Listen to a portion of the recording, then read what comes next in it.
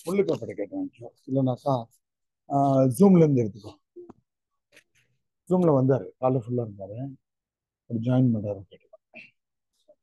கையல் குரல் கேக்குதாடா?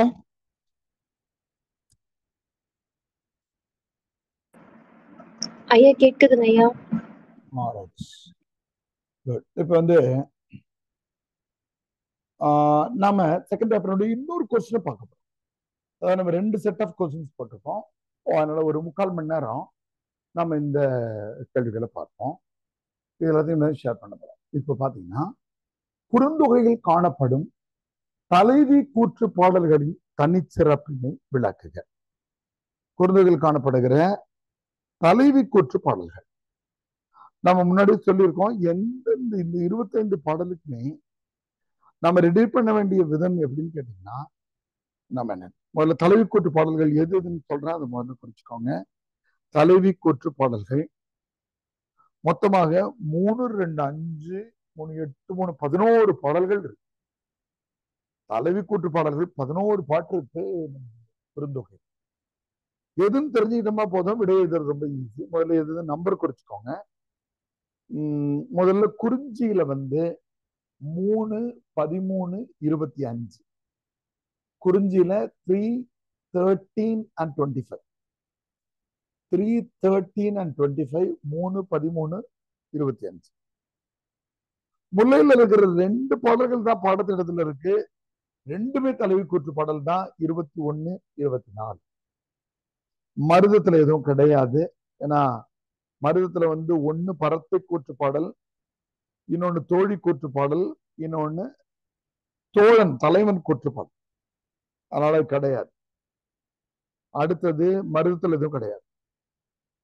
முல்லையில 21 and 24. நெய்தல்ல 3 பாடல்கள் தொடர்ச்சியா 4, 5, 6. பாடல் எண் 4, 5, 6. அடுத்து பாத்தீங்கன்னாக்கா பாலையில பாடல் எண் 11, மணிகள். தலைவன் ஒரு தலைவி கூற்று பாடல்கள் 3 பாடல் இருக்கு. 11, 12, 20. 11, 12, 20. மொத்தம் பாத்தீங்கன்னாக்கா 3, 2, 5, 3, 8, 3, 11 பாடல்கள் இருக்கு தலைவி கூற்று பாடல். பெரும்பாலும் 10 மார்க்கு கேள்விதான். அதனால 10 மார்க்கு கேள்வியில் என்ன சிறப்புனா, 2 பக்கம் தானே எழுதணும் அப்படின்னு அலட்சியமா எழுதக்கூடாது. நம்ம ரொம்ப கவனமாக எடுக்கணும். அப்போ இதுல இருந்து 3, 4 பாடல்கள் 10 பக்கம் தான்றதால 3வது பாடல்ல இருக்கக்கூடிய இந்த இறைச்சி பாடல் நமக்கு தெரியும். நிலத்தினும் பெரிதே வானினும் உயர்ந்தன்று நீரினும் மாறளவின்றே சாரல் கருங்கோர் குறிஞ்சி பூக்கொண்டு பெருந்தேன் இழைக்கும் நாடனோடு நட்பு. எனக்கு அந்த பாடல் சிறப்பு வாய்ந்த பாடல். ஏன்னா தலைவனுடைய அன்பை குறித்து நினைத்து பார்க்கிற அந்த பாடல் வந்து ரொம்ப அருமையான பாடல். அதனால அதை நம்ம எப்பவுமே அந்த பாடலினுடைய இறைச்சி தன்மையெல்லாம் இருக்கிறதால நமக்கு எழுத வாய்ப்பு இருக்குனாக்கா அதை நம்ம எப்பவுமே பயன்படுத்த. அதே மாதிரி 21, 24 2மே முல்லைத்திணைக்குரிய பாடல்கள்ல தலைவனுடைய நம்பிக்கை இருக்கிறது. தலைவி வந்து ரொம்ப நம்பிக்கை சார்ந்த செய்திகள் அவங்க இது பண்றதால அவங்க நம்பிக்கை இருக்கிறது. அதனால அதை நம்ம பயன்படுத்திக்க முடியும். ரொம்ப குறிப்பா காலம் காணும் கார் என கூறினும் யானோ தேரேன் அவர் பொய் வழங்கலரேன்னு 21. காடு முழுவதும் மலர்கள் மலர்ந்து இருக்கின்றன, ஆனால் என் தலைவன் பொய் சொல்ல மாட்டான், அதனால இந்த கார்காலம் நான் ஏத்துக்க மாட்டேன் அப்படின்னு அவங்க சொல்லியிருந்த அந்த செய்தி. தலைவி கூட்டு பாடல்கள்ல 11 பாடல்கள் இருக்கிறதால எழுதுறது நமக்கு எளிமையா தான் இருக்கும். ஆனா வெறும் பாடல்கள் மட்டும் எழுதாம அதுல தலைவியினுடைய உளவியல் இருக்கிறது, தலைவி தலைவன் மீது வைக்கிற அன்பும் நம்பிக்கையும் இருக்கிறது, தோழிக்கும் அவளுக்கும் இருக்கிற நட்பு இருக்கிறது. அதையும் நம்ம சேர்த்த மாதிரி முடிக்கிற இடத்துல எழுதணும்னாக்கா நல்ல மதிப்பெண். அடுத்து ஊக்கமுடைமை அதிகாரம் நமக்கு தெரியும். 25 அதிகாரங்கள், 35 அதிகாரங்கள்ல 25 அதிகாரம் அரசியல், 10 அதிகாரம் வந்து அமைச்சு. இந்த அறத்தியலினுடைய நிறைவாக இருக்கிற 4 வந்துதான் இந்த தன்னம்பிக்கை செய்திகளை சொல்லுகிற செய்தி. ஊக்கமுடைமை, மடியின்மை, ஆழ்வினை உடைமை, இடுக்கன் அழியாமை என்கிற 4 அதிகாரங்கள் இருக்கிறது. அப்போது ஊக்கமுடைமையினுடைய செய்தி எதுனாக்கா, ஊக்கம் நல்லது. நம்ம ஊக்கமுடைமையினுடைய திருத்தி அனுப்பிட்டாங்களாடா?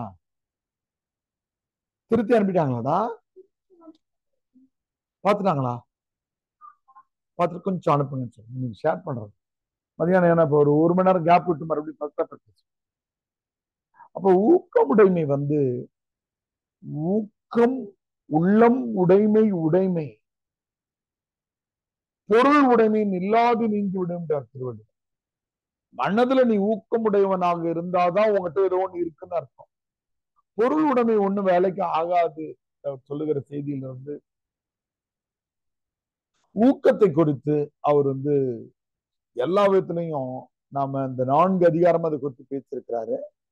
இல்ல ஊக்கமுடைமை அதிகாரத்தை குறித்து நம்ம படித்துக் கொள்வது இந்த முறை நல்லது. அண்மையில் தான் நடத்தணும். சிலப்பதிகார பெருங்காப்பியத்தில் அடைக்கலக்காதையின் சமய புதுமை எவ்வாறு வெளிப்படுத்தப்பட்டுள்ளது? அடைக்கலக்காதை வந்து மதுரை காண்டத்தில் ரொம்ப முக்கியமான ஒன்று. அடைக்கலக்காதை நமக்கு தெரியும். என்ன பண்றாங்கன்னாக்கா, நம்முடைய கவுந்தியடிகள் மாதிரி இடத்துல கண்ணகியும் கோவலனையும் ஒப்படைக்கிறதா அடைக்கலக்காதை. Handing over. யார்கிட்ட தர்றாங்க? கவுந்தியடிகள் மாதரி கிட்ட கொடுக்குறாங்க. இடையர்குல பெண், பெரியவங்க, ஒரு 40-45 வயது, 50 வயது நெருங்கினவங்க. அவங்க கிட்ட கோவலன் கண்ணகனுடைய பொறுப்பை ஒப்படைக்கிறதால தான் அதுக்கு பேரு அடைக்கலக்காதை. அடைக்கலக்காதையில அதிகமான செய்திகள் இடம்பெற்றது. அடைக்கலக்காதையில மாடல மறையோன் வருகிறான். அவன் வந்து இவருடைய 3 செய்திகளை சொல்லுகிறான். கடற்களில் அடக்கிய கருணை மறவ, நல்வழிப்படுத்த செல்லா செல்வ, பல்லாண்டு பிறந்த இல்லோர் செல்வ.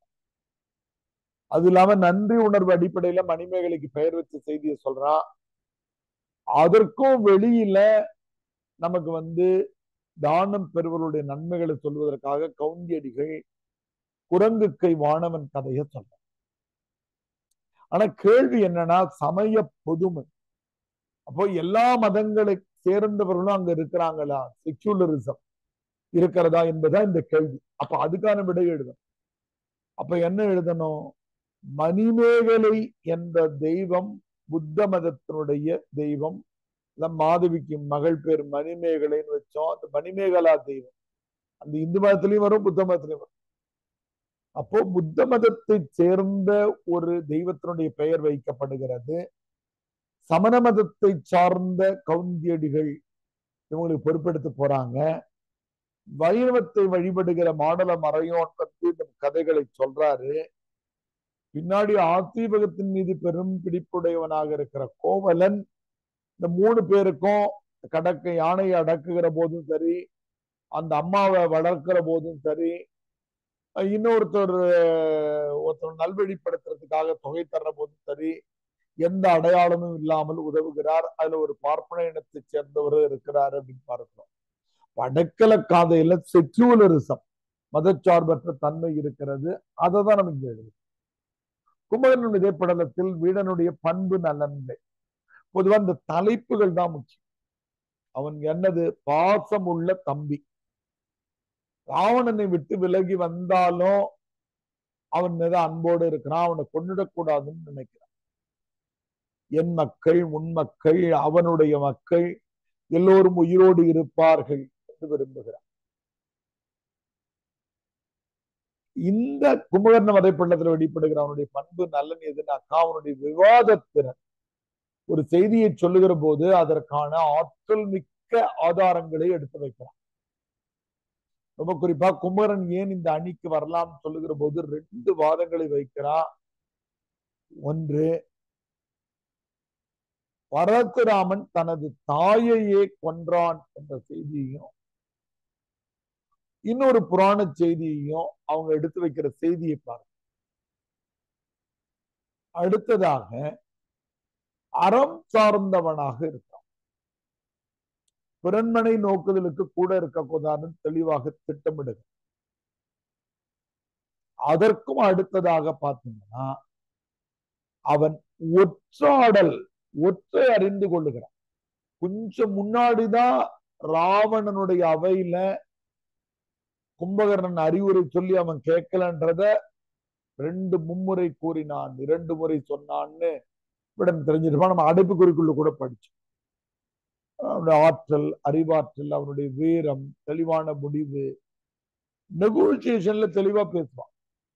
எனக்கு அவன் ஈந்த இலங்கை செல்வத்து அரசையும் உனக்கு தருகிறேன் விடனுடைய பண்புகள். அடுத்த ஆயர்கள் வாழ்வு திருப்பாவில் எவ்வாறு எடுத்துரைக்கப்படுகிறது நம்ம அடிக்கடி சொல்லி இருக்கிறோம்.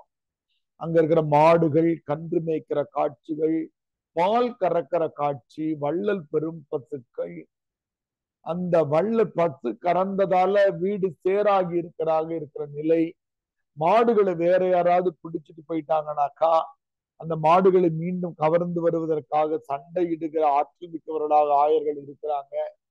கண்ணன் மீது பேரன்பு பொருந்தியவர்கள், சிறுபேர் அழைத்தனம் அருளாதே, செல்வ சிறப்பில் சிறந்தவங்க, அவங்க கழுத்துல காசும் பிறப்பும் இருக்கிறது, பால் அபண்டா இருக்கிறதால பால் உண்ணாமல் நோன்பு இருக்கிறாங்க, நெய் உண்ணோம், பால் உண்ணோம், நாட்காலே நீராடின்னு.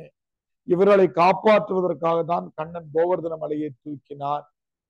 எல்லா ஆயர்களோட வாழ்வியலும் இது பதிவாகி, குறிப்பா மாடு மேய்த்தல், மாடுகளை பின் காணும் பின் சென்று கறவைகள் பின்னாடி நாங்க இருப்போன்ற காரணத்திலிருந்து தொடங்கி, அறிவொன்றும் இல்லாத ஆய்குலம்னு அவங்க சொல்றதுல இருந்து தொடங்கி நமக்கு எல்லாமாக இருக்கிற அந்த செய்தியை நம்ம பார்க்கணும்.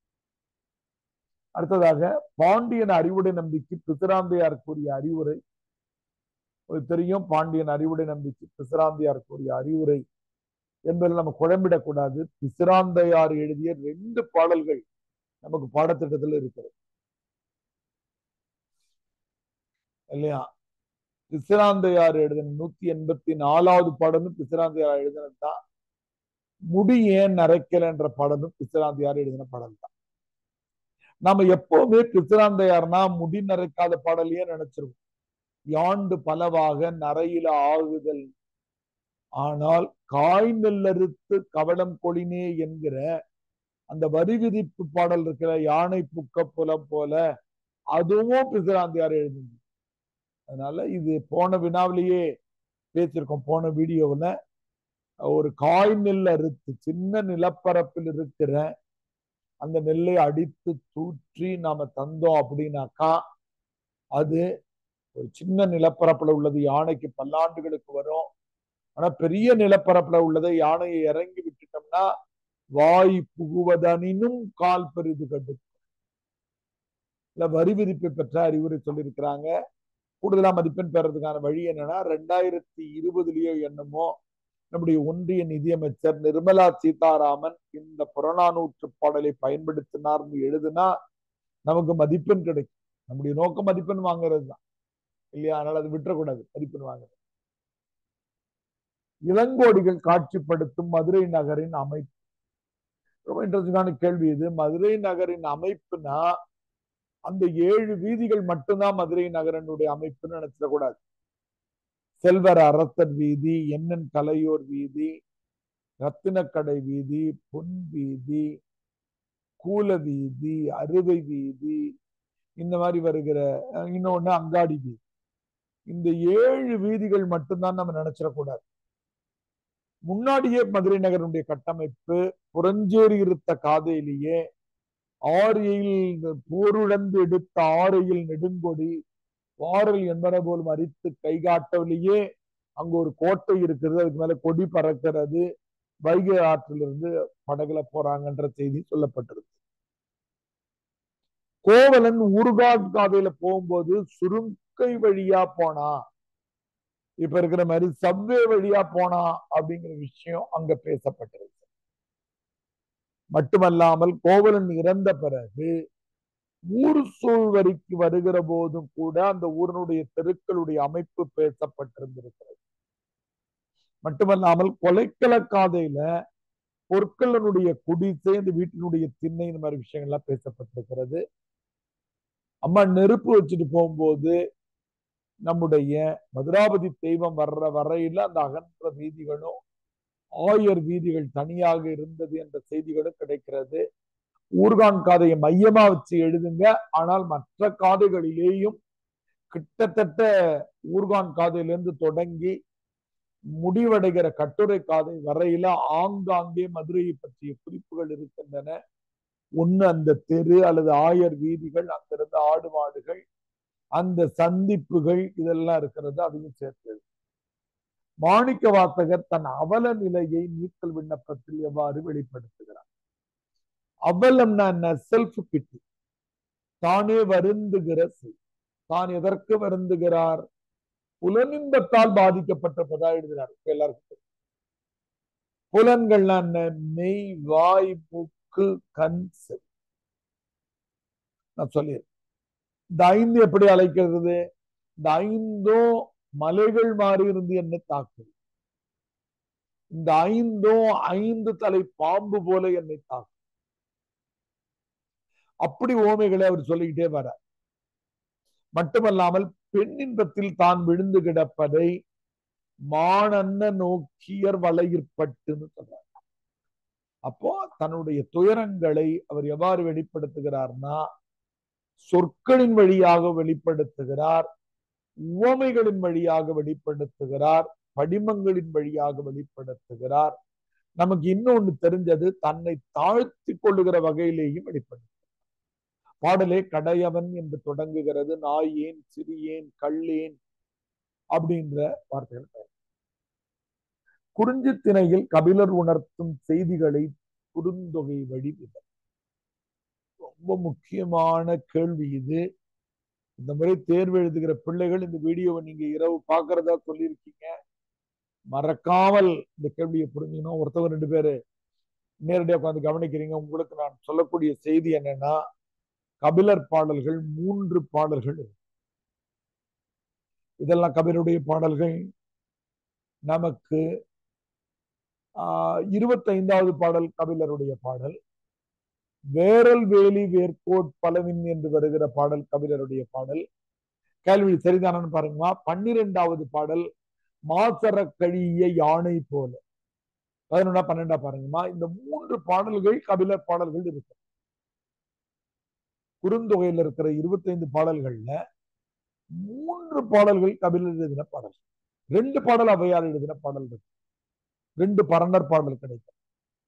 கபிலருடைய பாடல்கள் 12, 18, 20. கையில் சரியாமா பார்த்துட்டு இருக்கீங்க? பார்த்து 3 பாடல்கள்லையும் அந்த நிலம், அதனுடைய குறிஞ்சி திணையினுடைய மலை, அருவி, காதலனுடைய ஆழத்தை அவர் பாடியிருக்கிறாரு. அதனாலதான் அவருக்கு பேரு குறிஞ்சிக்கு ஓர் கபிலர்னு சொல்றாங்க. குறிஞ்சிக்கு ஓர் கபிலர்.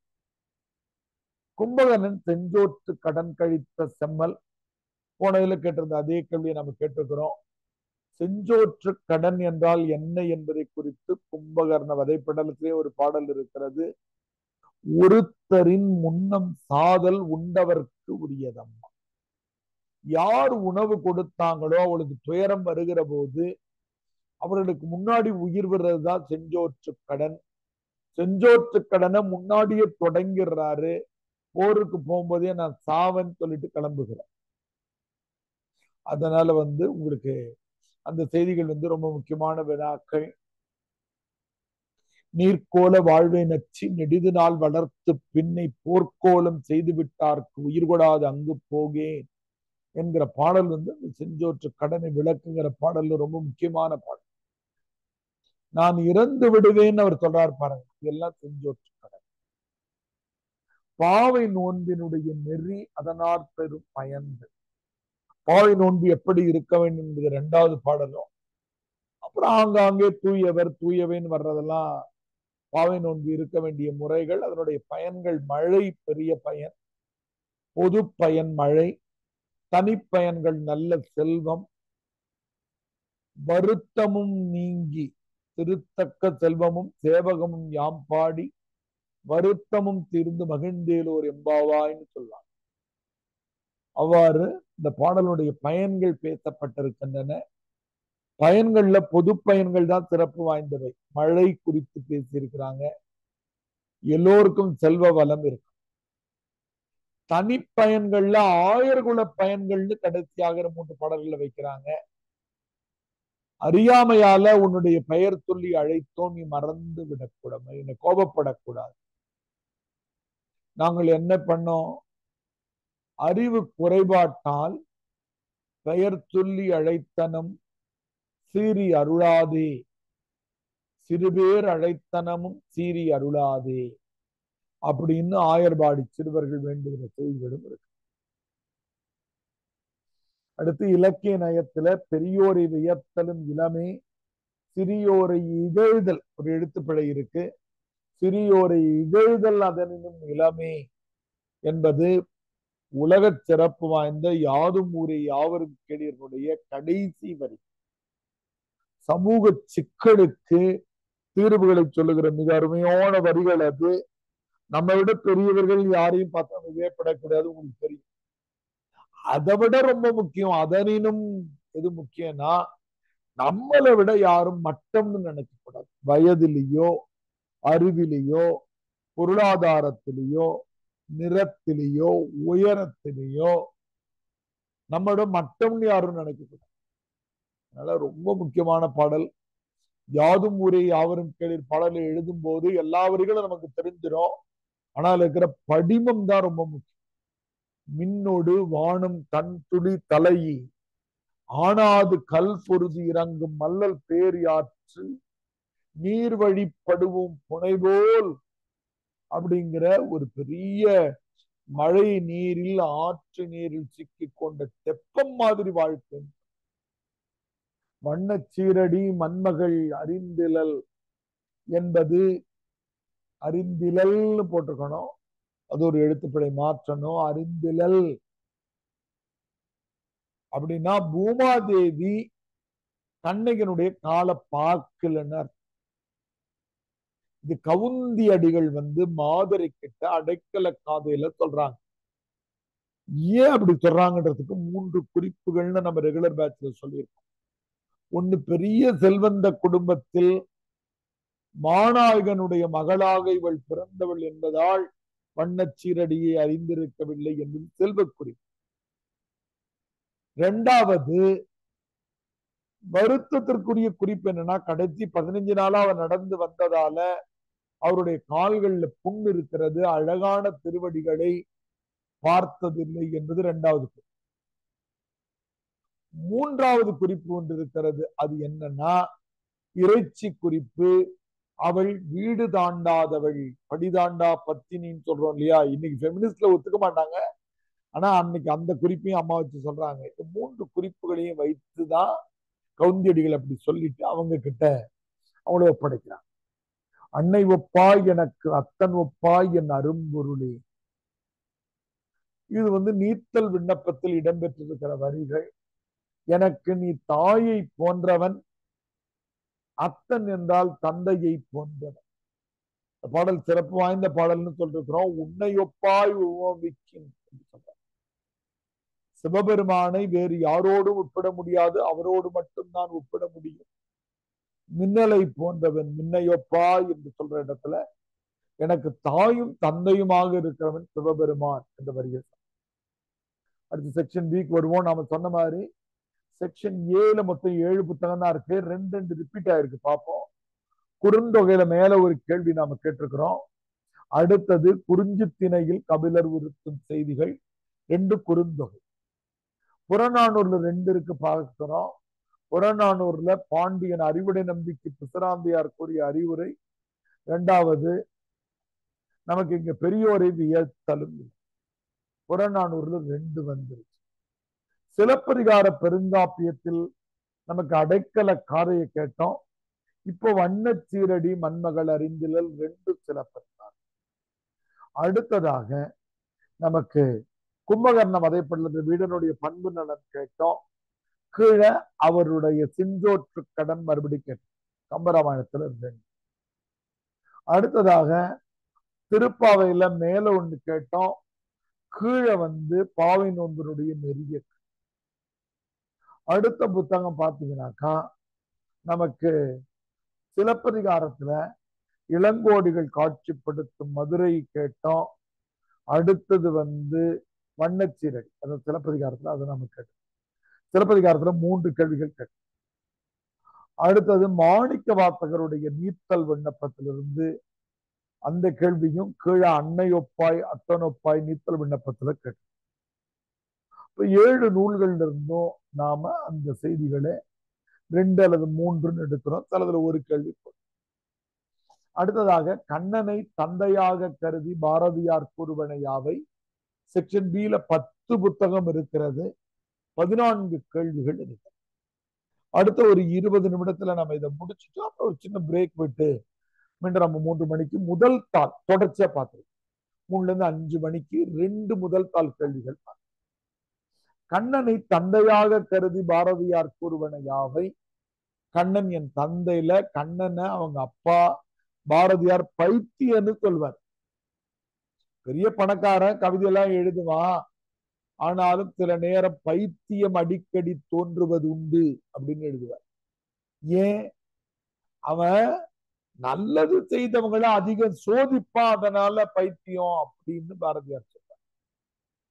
நல்லது செய்யறவங்களை சோதிக்கலாமா? சோதிக்க கூடாது. தந்தை பாடல்ல முக்கியமான கருத்து என்னன்னா, தந்தைக்கு மந்திரி ஒருத்தர் இருப்பாரு. அந்த மந்திரி விதி என்கிற மந்திரி. நீ முன்னாடி நல்லது செஞ்சா நல்லது செய்வாரு, தீமை செஞ்சா தீமை செய்வார் அப்படின்னு சொல்ற அந்த செய்தி. அதுல கண்ணன் இறைவனாக இருக்கிறார். உரிமை குறித்து மு வரதராசன் தெரிவிக்கும் கருத்துகள் என்றால், உரிமை பஞ்சம் இருக்கின்றார். என்ன உரிமை பஞ்சம்? There is no power to recall in the existing system. இன்றைக்கு இருக்கிற கட்சி தேர்தல் முறையில புரியுது இல்லையா? என்ன திரும்ப பெரும் உரிமையில் ஒரு எம்எல்ஏவையோ எம்பியோ தேர்வு பண்ணிட்டோம்னா அவர் தான் 5 வருஷம். என்ன ஒரு புதுக்கவிஞன் வேடிக்கையா சொன்னா, எங்க ஊர்ல இருந்த குப்புசாமியை நாங்கள் ஊராட்சி மன்றத்துக்கு தேர்ந்தெடுத்தோம், கொஞ்ச நாள் கழிச்சு ஊராட்சி மன்ற தலைவராக்கினோம், அப்புறம் சட்டமன்ற உறுப்பினராக்கினோம், பிறகு அமைச்சராக்கினோம், கடைசி வரையில் அவரை மனிதராக்கவே முடியவில்லைன்னு ஒரு அங்கத கல்வி. அந்த மாதிரி தேர்ந்தெடுத்துட்டா 5 வருஷம் நம்ம கஷ்டப்பட்டு இருக்க வேண்டியிருக்கு. ஆனால் எப்படி திரும்ப பெறும் உரிமை என்பது 108வது பக்கத்துல தமிழக காலத்துறைக்கு முன்னாடி வீடியோல நம்ம தேர்வு எழுதக்கூடிய ஒரு மாணவர் கேள்வி கேட்டதால அறமும் அரசியல முழற்சியா நடத்திருக்கிறேன். அதுல நீங்க கேட்கலாம். சித்திரப்பாவையில் கையாளப்பட்டிருக்கும் பெண்ணிய சிந்தனை, ஃபெமினிஸ்டிக் வியூஸ் ரொம்ப முக்கியம். என்னன்னா, ஆனந்தியனுடைய அம்மா சரஸ்வதி கைம்பெண்ணாக இருந்து திருமணம் செய்து கொண்டவங்க, அவங்களுக்கு பிறந்தவங்க தான் ஆனந்த். கதிரேசன் முற்போக்கா பண்ணிட்டார். முக்கியமான பெண்ணிய சிந்தனை. கிளைமாக்ஸ்ல வர்ற பெண்ணிய சிந்தனை ரொம்ப முக்கியமானது. தனது கணவன் மாணிக்கம் உயிரோடு இருக்கிற போதே அவனை விட்டுட்டு அண்ணாமலை கூட வாழ தொடங்கிடுறாங்க ஆனந்தி. 60-65 ரொம்ப புரட்சிகரமான பெண்ணிய சிந்தனை. இது போக கதை முழுவதும் பெண்ணிய சிந்தனை இருக்கிறது. சாரதா அண்ணாமலை இவளை விரும்புகிறேன்னு உளறுகிற போதெல்லாம் சாரதா மறுக்கிற திறன் உடையவளாக இருக்கிறார். தன் முடிவை தானே எடுக்கிறார். அதே மாதிரி கதை முழுவதும் பெண் உரிமை செய்திகளை ஆனந்தி வழியாகவும் கதிரேசன் வழியாகவும் அவர் பேசியிருக்கார். ஆனால் பெண் அடிமை சிந்தனைகளை குறித்த செய்திகளும் இருக்கிறது. முத்தம்மாள் என்கிற வேலைக்கார பெண்ணை மாணிக்கம் எக்ஸ்பிளாய்ட் பண்ணுவார் செக்சுவலா. அதை அந்த அம்மா எதிர்த்து போராடுகிற அறிவு இல்லாமல் இருக்கான். அந்த படம் வரைகிற கல்லூரியில ஒரு பெண் ஏழ்மை காரணமாக அரைகுறை உடைகளோடு காட்சி அளிக்கிற தெளிவான முடிவும், அதுக்காக அவங்க தப்பு செய்யறது கிடையாது, வேற இடங்கள்ல வேலை செய்யறாங்க, ஒரு மாடலாக உட்காருகிற துணிவையும் இவர் காட்சிப்படுத்தியிருக்கார். அதே நேரத்துல சுந்தரி கிட்ட சில பாசிட்டிவான விஷயங்கள் இருக்கும். துடுக்குத்தனமா இருப்பாங்க, வெளியில சுத்துவாங்க, காதலிப்பாங்க, திருமணம் பண்ணிக்குவாங்க. ஆனா அவசரப்பட்டு ஆடம்பரமான வாழ்க்கையால தற்கொலை பண்ணிக்குவாங்க.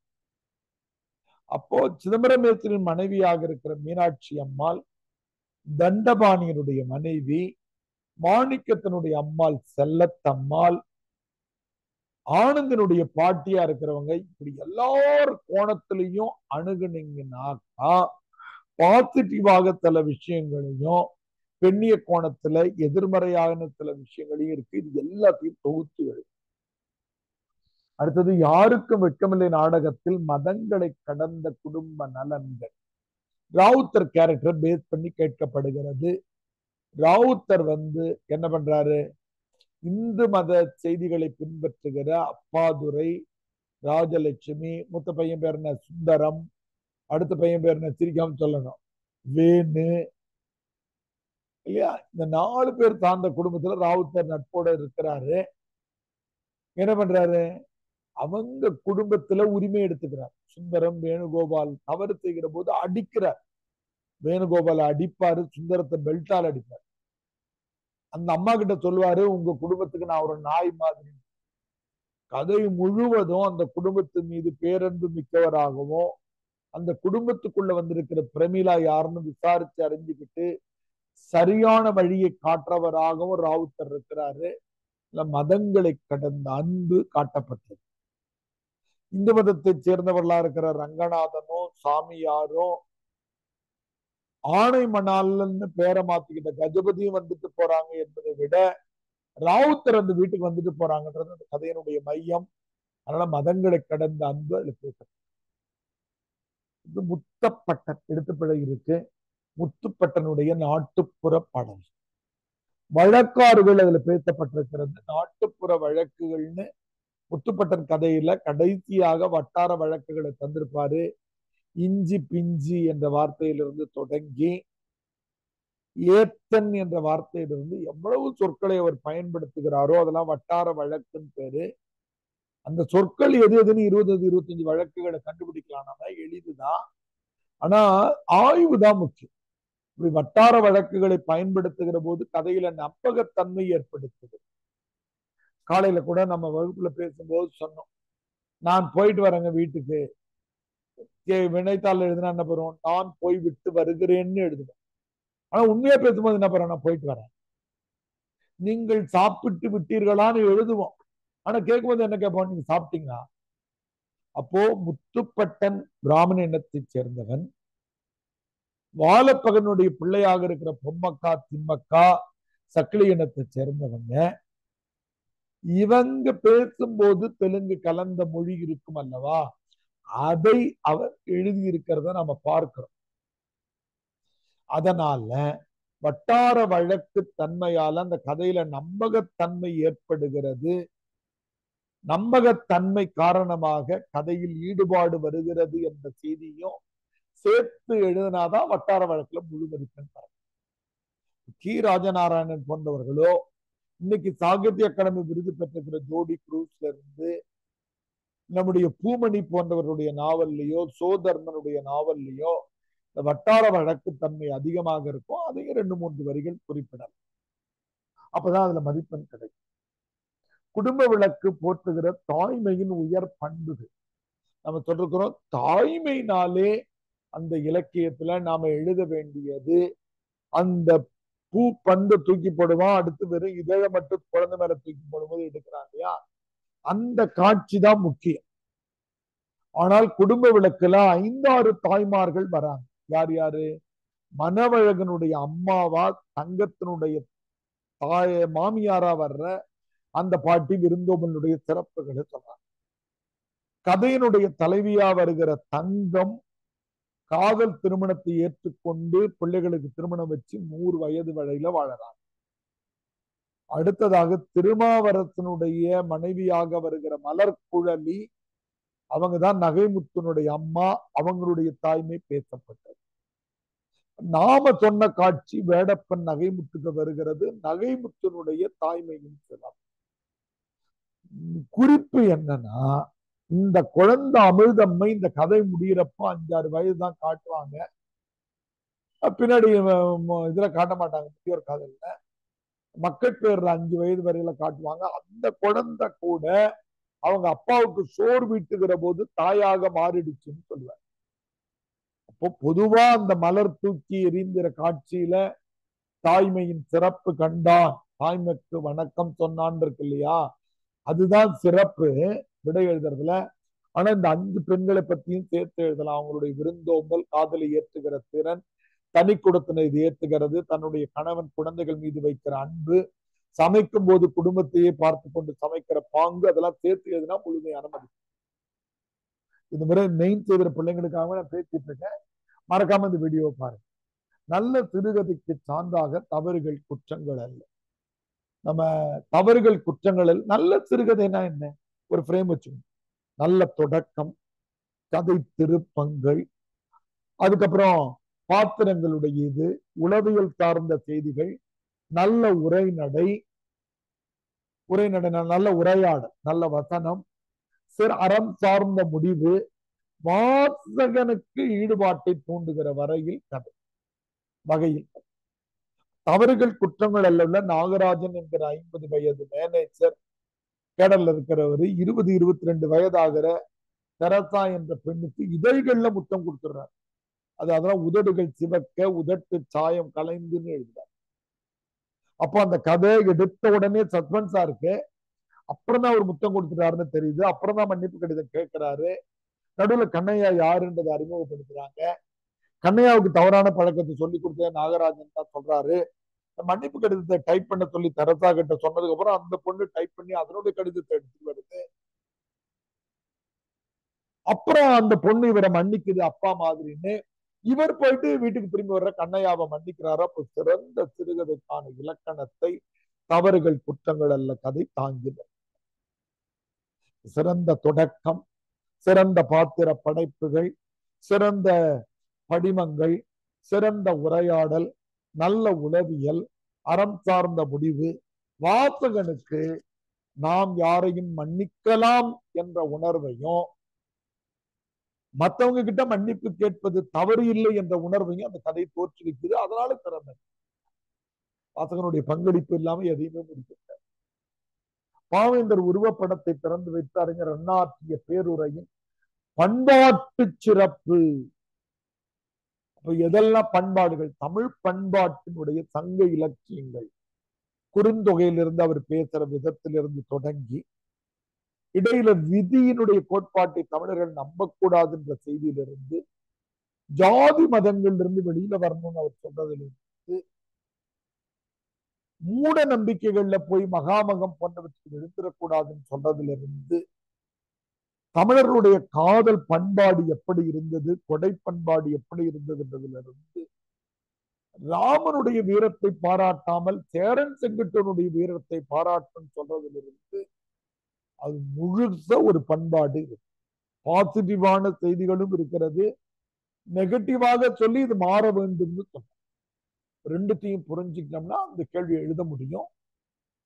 அடுத்த கேள்விக்கு வருவோம். நா காமராசன் காகித பூக்களாக குறிப்பிடுவோம்.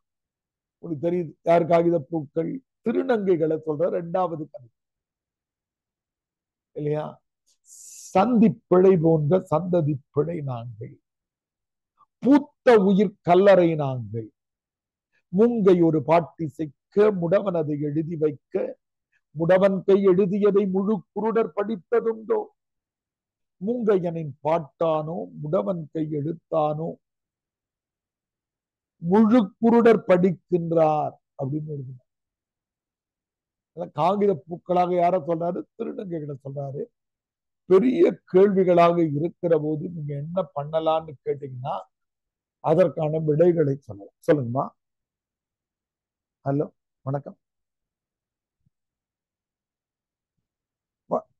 வணக்கம், சொல்லுங்கம்மா.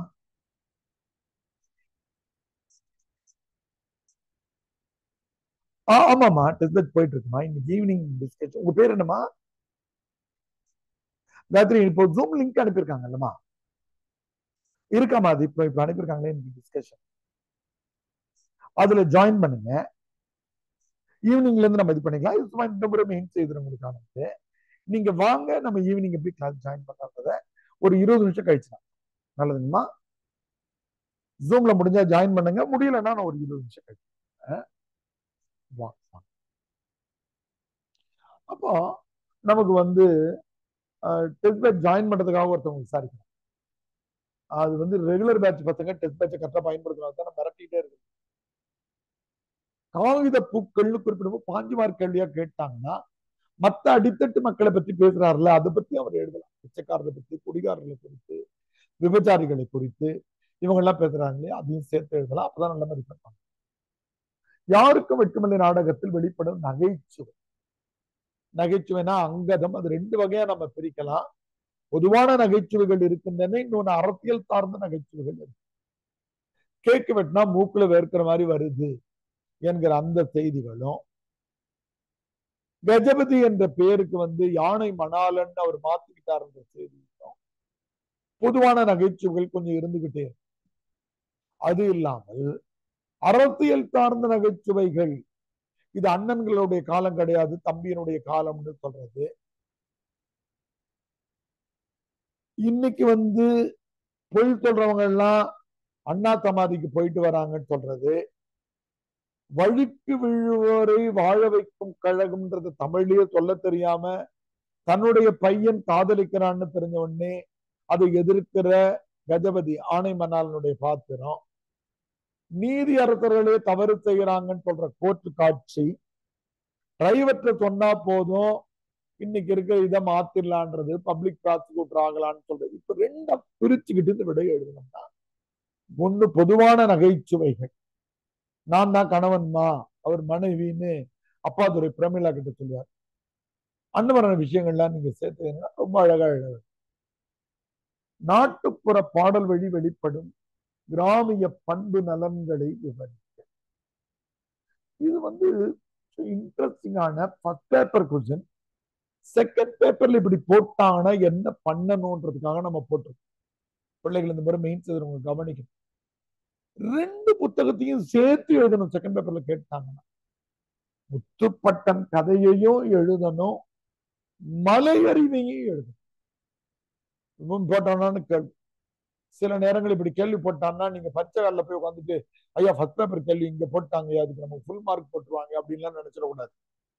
ஏன்னா 60 மார்க் கேள்வியாக இருந்த போது அப்படி 2 புத்தகங்களையும் சேர்த்து கேட்கிற பழக்கம் யூபிஎஸ்சியில இருந்தது. திடீர்னு ஒரு கேள்வி போட்டா எப்படி போடலாம்ன்றதுக்கான ஒரு விளக்கத்தை தான் இது போட்டிருக்கிறோம். அப்போ முத்துப்பட்டன் கதையிலையும் கிராமிய பண்பு நலன்கள் வெளிகிறது. மலை அருவியில இருக்கக்கூடிய தாலாட்டு பாடல்கள், சிறுவர் பாடல்கள், ஒப்பாரி பாடல்கள், தொழிலாளர் பாடல்கள், வேளாண்மை பாடல்கள் வழியாகவும் கேள்வி முக்கியம் குறிச்சுக்கோங்க. அப்படி ஒரு கேள்வியை யூபிஎஸ்சி போட வாய்ப்பு இருக்கிறதுன்னு நம்ம ப்ரெடிக்ட் பண்ணிருக்கிறோம். You have to right from both the books. எது 2? மலையருவி, முத்துப்பட்டன். கடைசி பகுதிக்கு வருவோம். கண்ணன் என் சேவகன் என்ற பாடல் வழி புலப்படும் பக்தி நெறி. கண்ணன் என் சேவகன் பாடல் ரொம்ப முக்கியமான பாடல். எங்கிருந்தோ வந்தான் இடைச்சாதி நான் என்றான், ரொம்ப பாசிட்டிவான பாடல். காசே வேணான்னு சொல்லி வேலைக்கு சேருவான், ஆனா வீடு முழுதுக்கும் பொறுப்பு எடுத்துப்பான். ஆன்மீகத்துல ஒரு விஷயம் சொல்லுவாங்க, என்னன்னா அன்லிமிட்டெட் ரெஸ்பான்சிபிலிட்டிஸ் given. கடவுள் என்பதை விளக்கணும்னா அது என்னது?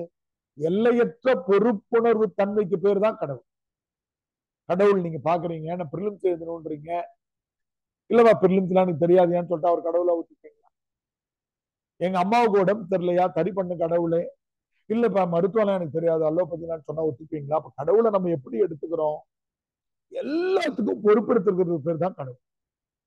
கண்ணனின் சேவகன்ல அவர் வருவாரு, வீடு பெருக்கிடுவேன், உன் கூட பாதுகாப்புக்கு காட்டு வழியா நடந்து போனா வருவேன், குழந்தைகளுக்கு பாட்டு சேர்ப்பேன், எல்லாத்தையும் சொன்னாரு.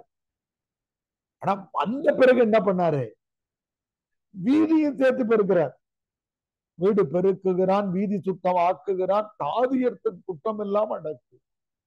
இதெல்லாம் வேலையில இல்ல, அவர் ரெஸ்பான்சிபிலிட்டி. ஆனா அதையும் செய்யறாரு. காசு சேர்த்து வச்சு பால் மோர் நெய் வாங்குறார். நான் சொன்ன ஆயர் குலத்தை சேர்ந்தவன்றதால ஆயர் குலத்துக்கு உதவி செய்யறாரு. கண்ணனால் பெற்று வரும் இன்பமெல்லாம் சொல்லி மாளாது. அவன் எப்படி இருந்தான்? நண்பனாய், மந்திரியாய், நல்ல ஆசிரியனுமாய், பண்பிலே தெய்வமாய், படிப்படியா மேல போயிட்டான். வரும்போது நண்பன் மாதிரி வந்தா, அப்புறம் ஆலோசனை சொல்ற மந்திரி ஆனா, அப்புறம் மேல போனா கொஞ்சம் கொஞ்சமா ஆசிரியனானா, மந்திரி ஆனா, தெய்வம் ஆயிட்டான்டா. பார்வையிலே சேவகனாய். பொறுமையான பாடல். சேவகன் பாடல இந்த முறை நம்ம எதிர்பார்க்கணும். சித்திரப்பாவையின் பாத்திர படைப்புகள். பாத்திர படைப்புனா ஆல் கேரக்டர்ஸ்.